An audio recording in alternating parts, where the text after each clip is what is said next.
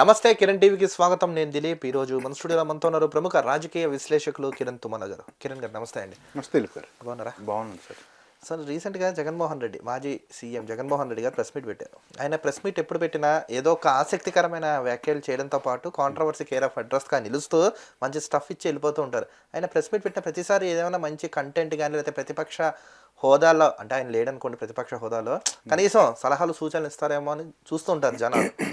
కనీసం ఆయన ఏం మాట్లాడుకుంటారో, ఎందుకు మాట్లాడతారో, ఏం మాట్లాడతారో ప్రతిసారి ఏదో ఒక ఇబ్బంది పాలవుతుంటాడు. ఆయన రీసెంట్గా ఆయన కొన్ని స్టేట్మెంట్స్ అయితే ఇచ్చారు. అసలు ఈయన ప్రెస్ మీట్ అసలు పెట్టి ఏం చెప్పాలనుకుంటున్నాడు? ప్రజలను ఏమైనా ప్రశ్నించాలనుకుంటున్నాడా? ప్రభుత్వాన్ని ఏమైనా ప్రశ్నించాలనుకుంటున్నాడా? లేదా ఆయన చేసిన గొప్పతనాలు ఏమైనా ప్రశ్నించాలనుకుంటున్నాడా? చెప్పుకోవాలనుకుంటున్నాడా? అసలు ఎందుకు పెట్టి ఆయన అలా చేస్తున్నారంటే ఏం చెప్తారు? ఏముండదండి అసలు ఆయన ప్రెస్ మీట్లో ఏముంటుందండి? చెప్పుకోవడానికి ఏమన్నా ఉంటుంది? ఇన్ని ప్రెస్ మీట్లు పెట్టాడు కదా, పేపర్ చూసి చదవడము, లేకపోతే ఆయన దాంట్లో ఒక కన్స్ట్రక్టివ్గా విమర్శించడము ఏముండదండి. ఇప్పుడు ఎవరన్నా ఇన్ఫ్లుయెన్సర్స్ ఉంటారు. ఇప్పుడు మీరు కొన్ని ప్రోగ్రాములు కానీ కొన్ని చూస్తున్నారు, నెగిటివ్గా మాట్లాడినా మనం ఫేమస్ అయిపోతాం అనుకుండే ఇన్ఫ్లుయెన్సర్స్ కొంతమంది ఉన్నారు. ఎవడు ఏమన్నా అనుకోని నెగిటివ్, నేను మీడియాలో నాంతూ ఉండాలి, నా పేరు నెగిటివ్గా అయినా పాజిటివ్గా అయినా తలుచుకుంటూ ఉండాలనుకుంటే ఒక సెటప్ గ్యాంగ్ ఉన్నారు కదా. అవునవును. ఇప్పుడు అదే స్ట్రాటజీ జగన్మోహన్ రెడ్డి గారు కూడా ప్రయోగిస్తున్నాడు. ఏదో ఒకటి వచ్చి అటెన్షన్, అంటే పిచ్చిగా వాగినా జనాలు దాన్ని ట్రోల్ చేసుకుని నన్ను చూస్తారులే అనే ఆప్షన్ పెట్టుకున్నాడు. ఏమో తెలియదు కానీ అంటే మంచో చెడో నేను ఉండాలి, ఏదో ఒకటి చెప్పాలి, అనేయాలి. అంటే ఏందిరా వీడు ఇట్లా అంటున్నాడు అని జనాలు మాట్లాడుకోవాలి అనే స్థాయిలో వాళ్ళు, ఆయన కానీ ఆయన ఇది కానీ అనుచరులు కానీ చేస్తున్నారు. బేస్ ఏముండదండి వాళ్ళ గురించి. మనము రోజు రోజుకి వాళ్ళు ఏమనుకుంటున్నారో అంతర్గతంగా తెలియదు కానీ ప్రజల్లో కానీ మీడియాలో కానీ వాళ్ళ గురించి ఒక్క సాక్షి వాళ్ళ పత్రికలో తప్ప ఎక్కడ వాళ్ళ గురించి పాజిటివ్గా ఎవరు చెప్పరు. వాళ్ళకుండే కొంతమంది ఉన్నారు కానీ ఇక్కడ మనం ఈరోజు కేటీఆర్ గారు చూసుకుంటే సిటీ గురించి ఆయన ఫోన్ ట్యాపింగ్ ఇష్యూలో వెళ్ళారు. దాని ముందే ప్రెస్ మీట్ పెట్టి నన్ను నా పరువు తీస్తున్నారు అది ఇది అంటే వీళ్ళు ఎవరైనండి. ఒక విచిత్రం ఏంటంటే గవర్నమెంట్లో వాళ్ళు ఏం చేశారు, వాళ్ళ ప్రవర్తన ఎట్లుందో మర్చిపోతారండి ప్రతిపక్షంలోకి వస్తానే. ప్రతిపక్షంలో ఉండే వాళ్ళు గవర్నమెంట్లో ఉన్నప్పుడు ఏం చేశారో మర్చిపోతున్నారు. ఓవరాల్గా జరుగుతున్న సినారియో చాలా సింపుల్గా 2 ఏళ్ళది ప్రజలు మర్చిపోతారు అనుకుంటారేమో. ఇప్పుడు అన్ని రెండు, అప్పుడు ఇక్కడ తెలంగాణ ప్రభుత్వం, అక్కడ వైసీపీ ప్రభుత్వం కానీ ఏదన్నా బర్నింగ్ ఇష్యూ ఉన్నప్పుడు ఎవరో ఒకరు నాయకుల్ని లోపలేసేవాళ్ళు. ఇప్పుడు కేటీఆర్ గారు కూడా అదే అంటున్నారు. వాళ్ళు ఏదో ఇష్యూ పెట్టుకొని ఇది తెరపైకి తెచ్చి మీడియాను ప్రజల్ని డైవర్ట్ పాలిటిక్స్ చేస్తున్నారు అనేది అక్కడ జగన్మోహన్ రెడ్డి కూడా అదే ఆలోచిస్తున్నాడు. అప్పుడు ఆయన అదే చేశాడు, వాళ్ళే నేర్పించింది. అర్థమైంది మీకు? జగన్మోహన్ రెడ్డి కేసీఆర్ గవర్నమెంట్ ఉన్నప్పుడే ఈ డైవర్ట్ పాలిటిక్స్ చేశారు. ఏదైనా గవర్నమెంట్ పైన ఆరోపణలు వస్తే ఎవరో ఒకరిని లోపలెత్తేసి మీడియా అటెన్షన్, ప్రజల అటెన్షన్ అటు డైవర్టింగ్ చేసేవాళ్ళు. ఇప్పుడు కూడా జగన్మోహన్ రెడ్డి గారు కనీసం వస్తున్నాడు ప్రెస్ మీట్, ఒక సాక్షి టీవీలో చిన్న ఆయన అద్భుతమైన ప్రసంగం ఏముండదు జగన్మోహన్ రెడ్డి గారు. నేను బాగా చేస్తా, ఆయన బాగా చేయలేదు, చాలా సింపుల్గా చెప్తాడు. కానీ ఏం చేశాడని ఇప్పుడు కూడా చెప్పకపోవడం వల్ల ప్లస్ కూటమి ఇంత బలంగా ఉన్నంత కాలం ఆయన అధికారంలోకి వచ్చే ప్రసక్తే లేదండి. కనీసం ఇప్పటికైనా నేర్చుకొని ఒక కన్స్ట్రక్టివ్గా సమాధానం చెప్తే ప్రజలకు ఏం చేయబోతున్నాడు. ఎంత చంద్రబాబు నాయుడు ఎంత తేలిగ్గా దావోస్ పర్యటన గురించి ఆయన ఏదో ఆ కంప్యూటర్ అంటాడు, డార్క్ ఏదో టెక్నాలజీ ఆయన మాట్లాడడం కూడా రావట్లేదు. వీళ్ళ ప్రభుత్వం ఉన్నప్పుడు చలుందని వెళ్ళలేదు దావోస్, చలుందనే వెళ్ళదు. ఇప్పుడు కూడా అదే అంటారు, ఏదైనా అంటారండి వీళ్ళు.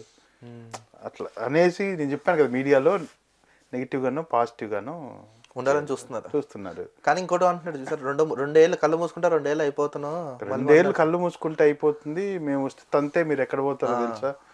నువ్వు అసలు ఏం మాట్లాడుతున్నావు? మామూలుగా గల్లీల్లో పిల్లలు కొట్లాడుకుంటే ఎలా ఉంటుంది, నువ్వు నన్ను కొడతావుగా రేపు చూసుకుందావు నీ పని అన్నట్లుంది తప్ప ఒక ముఖ్యమంత్రి స్థాయిలో చేసిన వ్యక్తి మాట్లాడవలసిన మాటలే కాదవి.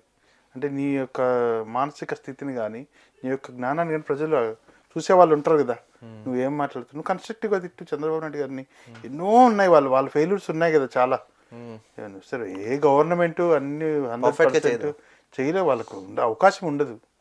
ఇంత ప్రజాస్వామ్య దేశంలో ఇంతమంది ప్రజల్లో ఇంతమంది అసమానతలు ఉండే దేశం మంది. అవును. పూరు రిచ్ కులాలు మతాలు ఇంతమంది కలిసి ఉండే దేశం, రకరకాల అభిప్రాయాలతో ఉన్న దేశంలో గవర్నమెంట్ ఉన్న దాంట్లో ఎంత బెస్ట్గా చేసుకుంటా పోతోంది. బెస్ట్గా చేయలేని వాటిలో నువ్వు దాన్ని పట్టుకొని కీలెరిగి వాత పెట్టాలంటే కదా, అలా చేస్తుంటే జనాల్లో ఇతను పోరాడుతున్నారనే ఇది ఉంటుంది. నువ్వు ఎప్పుడో నీకు గుర్తొచ్చినప్పుడు నీ నాయకుల్ని 10 మందిని నేర్చుకున్న ప్రెస్ మీట్ పెట్టి బెంగళూరులో 3 రోజులు, ఇక్కడ 3 రోజులు ఉంటే జనాలు గమనిస్తూ ఉంటారు కదా, ఎవరు కష్టపడుతున్నారండి. ఇప్పుడు చంద్రబాబు నాయుడు గారు, లోకేష్ గారు దావోస్లోకి వెళ్ళి 36 మీటింగుల్లో పాల్గొన్నాడు ఆయన ఈ ఏజ్లో. నువ్వు ఎప్పుడైనా చేసావా అసలు? స్వెటర్ వేసుకోకుండా సింగిల్ గానే వెళ్ళిపోతున్నాడు అట్లా. సింగిల్గా వెళ్ళిపోతారు ఆయన. రెగ్యులర్ ఒకటే యూనివర్సల్ కోడ్ అయింది, అది ఒకటే డ్రెస్. లోకేష్ గారు కూడా మంత్రులు, వాళ్ళ మంత్రులు టీము, యంగ్ మినిస్టర్స్ అంతా ఉన్నారు టీడీపీలో. వాళ్ళందరూ వెళ్ళి ఎలా క్లోజ్ చేసుకొని వచ్చారు దావోస్ పర్యటనని, దాన్ని కూడా విమర్శిస్తున్నాడు ఈయన. అంటే తట్టుకోలేని తనం. కాబట్టి ఎప్పటికైనా జగన్మోహన్ రెడ్డి గారు తెలుసుకోలేరు అనుకుంటున్నారండి. అందుకే విజయసాయి రెడ్డి మొత్తం గుట్టంతా ఆయనకు తెలుసు కదా, క్లియర్గా చెప్పాడు కూటమి ఉన్నంతకాలం ఈయన గెలవాడు. ఇంకొకసారి ఓడిపోతే 11 కూడా కష్టమేమో. 11 కష్టం. చంద్రబాబు నాయుడు గారు ఆల్రెడీ ఆయన పైప్ లైన్లో ఉన్న ప్రాజెక్టులంతా అమరావతి కానీ, పోలవరం కానీ, వైజాగ్లో ఇప్పుడు డేటా సెంటర్లు, రాయలసీమలో ఇప్పుడు అన్ని సోలార్ విద్యుత్ ప్రాజెక్టులు, ఎవ్రీథింగ్ చాలా ప్రాజెక్టులు ఆన్లైన్లో ఉన్నాయి. అవన్నీ కంప్లీట్ అవుతే ఇంకేం కావాలండి ప్రజలకి? సంపద సృష్టిస్తున్నాడు, ఆ సంపద తిరిగి వచ్చే కొద్దీ ఇంకా పెరుగుతా పోతుంది. అప్పుడు నిన్ను ఎందుకు గుర్తిస్తారు? నువ్వు అసలు ఇంకా రోజు రోజుకి వెనకబడుతూ తంతే నువ్వు ఎక్కడ పోతావు, నీ అధికారులు నేను గుర్తు పెట్టుకుంటాను. ఇక్కడ తెలంగాణలో అదే చెప్తున్నారు ప్రతిపక్షం, అక్కడ అదే చెప్తున్నారు. నువ్వు వస్తే ఏం చేస్తావో చెప్పట్లేదు.